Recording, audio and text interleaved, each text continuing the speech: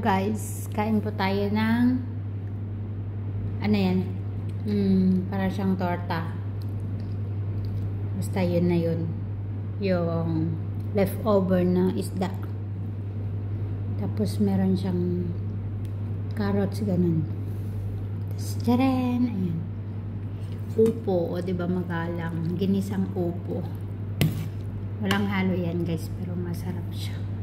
Tapos ito, magda-diet ako. Tcharan! Ayan guys. Tara, kain tayo. Sarap. Kunti lang yung kanin natin para mag-diet tayo.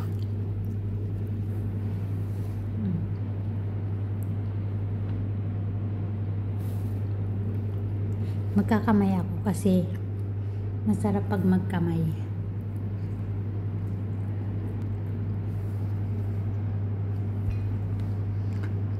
And guys, thanks for watching. Bye bye.